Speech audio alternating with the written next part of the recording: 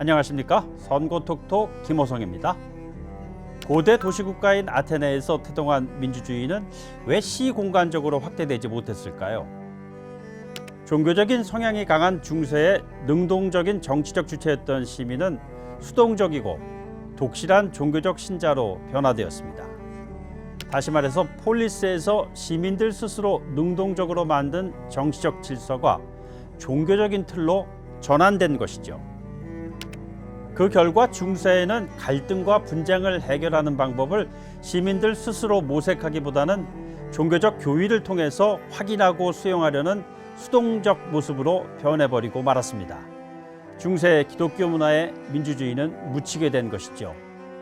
네덜란드의 역사가 호이징가는 중세의 가을이란 저서를 통해서 당시의 시대상을 다음과 같이 서술하고 있습니다. 교회는 싸우고 설교가와 시인들은 슬퍼하고 권고한다. 그러나 아무 소용이 없다.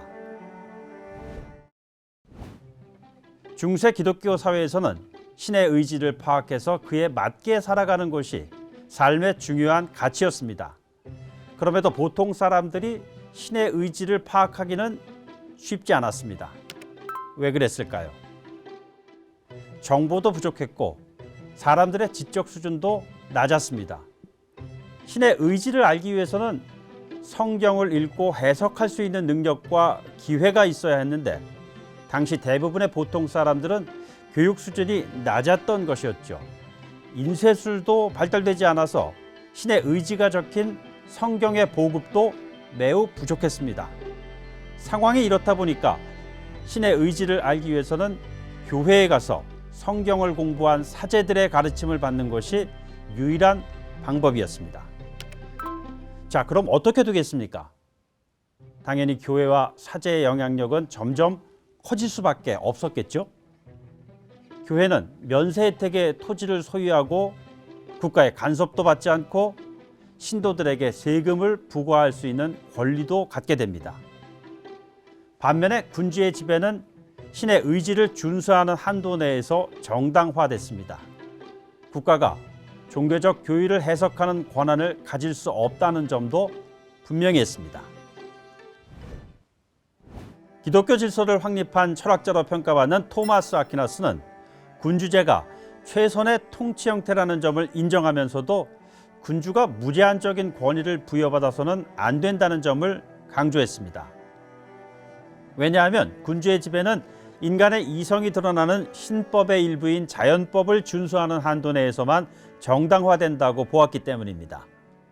그리고 교회가 군주를 심판할 수 있는 위치에 설 수 있으며 자연법을 계속해서 위반하는 군주에 대한 반란은 정당화된다고 보았습니다.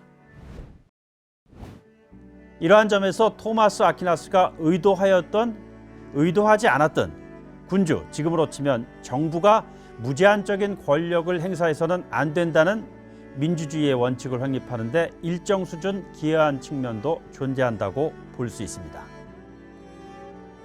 그렇다면 중세 기독교는 민주주의에 어떠한 영향을 미쳤을까요? 신 앞에 모든 인간이 평등하다는 기독교의 주장은 어느 누구도 우월한 권리를 갖지 않는다는 인식을 심어줬습니다. 이는 민주주의의 발전에 일정 수준 기여했습니다.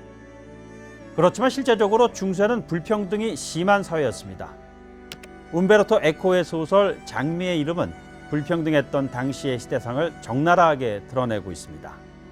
청빈해야 할 수도원의 물질적 부는 나날이 증대하는 반면에 평범한 사람들의 일상은 수도원에서 나오는 쓰레기를 뒤져야 할 정도로 피폐하기 짝이 없었던 것이죠. 그럼에도 사회적 불평등을 극복하기 위한 시민들의 자발적인 저항과 노력은 부족했습니다. 여기서 우리는 중요한 사실을 알 수 있습니다. 주체적이고 자유롭고 능동적인 아테네 시민은 민주주의를 누릴 수가 있었지만 갈등과 분쟁을 해결하는 방법을 시민들 스스로 모색하지 않고 절대자에게 의지하는 수동적인 국민은 사회적 불평등을 감수해야만 한 것입니다. 중세 기독교 사회에서 국가와 종교와의 관계는 왕권 신수설을 기반으로 어느 정도 협력적인 관계를 유지했지만 현실에서 세속적인 권력인 군주와 종교적 권력인 교황 간의 갈등과 충돌은 필연적인 측면이 있었습니다. 특히 11세기 후반에 이르면 성직자 임명권 문제를 놓고 군주와 교황 사이의 갈등이 수면 위로 올라옵니다. 군주와의 갈등과 대결 속에서 점차 권력이 약해진 교회는 자신들의 위상을 되찾기 위한 목적을 가지고 성지 예루살렘을 되찾겠다는 명분으로 십자군 전쟁을 일으킵니다. 200년의 전쟁, 실패로 끝났습니다. 이탈리아의 아시시에는 청빈을 최고 가치로 삼았던 프란체스코 성인의 동상이 있습니다. 젊은 날의 프란체스코는 십자군 전쟁에 패한 뒤 고개를 떨군 채 말을 타고 고향으로 돌아오는 패잔병의 모습으로 오늘도 순례자들을 맞이하고 있습니다. 10년이면 강산이 변한다는데 20번은 더 변할 기나긴 시간 동안 치러진 십자군 전쟁은 실패로 많은 것을 변화시켰습니다. 사회적으로는 전쟁으로 인한 농노의 십자군 참여, 상업의 발달과 화폐 사용 등으로 중세 봉건 사회가 붕괴됩니다. 전쟁으로 거대 자본을 축적한 상인들은 보다 넓은 상업 활동과 재산권을 보장받기 위해서 중세 봉건 사회의 교황과 영주보다 더 큰 규모의 중앙 집권적 국가가 필요하게 되었습니다. 그 결과 근대 절대 왕정이 수립되었고 그 재정적 부담은 십자군 전쟁을 통해 자본을 축적한 상인들이 부담했습니다. 종교적으로는 중세 사회를 뒷받침하던 기독교의 권위가 루터와 칼뱅이 종교 개혁을 단행함으로써 새로운 국면을 맞게 되었습니다. 루터는 교회가 부패하고 재정적 어려움을 면죄부 발행 등으로 해결하는 모습을 보이자 95개조의 반박문을 게시하여 교황청에 정면으로 반기를 들었습니다. 루터는 신의 의지를 전달하는 데 독점적인 역할을 했던 교회와 사제의 권력을 약화시키고 성경의 권위를 강조했습니다. 결정적인 한방은 보통 사람들도 성경을 접하고 이해할 수 있도록 신약 성서를 독일어로 번역한 것이죠. 당시 구텐베르크가 금속 활자를 개발한 이후 인쇄술이 급속하게 발전하고 있던 상황 속에서 루터의 신약 성서 독일어 번역이 갖는 종교적, 사회적 파장은 매우 큰 것이었습니다. 이렇게 중세 사회가 역사의 뒤안길로 사라졌습니다. 시민의식과 사명감, 그리고 정치 참여가 민주주의에서 얼마나 중요한지 다시 한번 깨닫게 됩니다. 선거톡톡, 아테네에서 태동한 민주주의는 왜 시공간적으로 확대되지 못했을까에 대해서 알아봤습니다.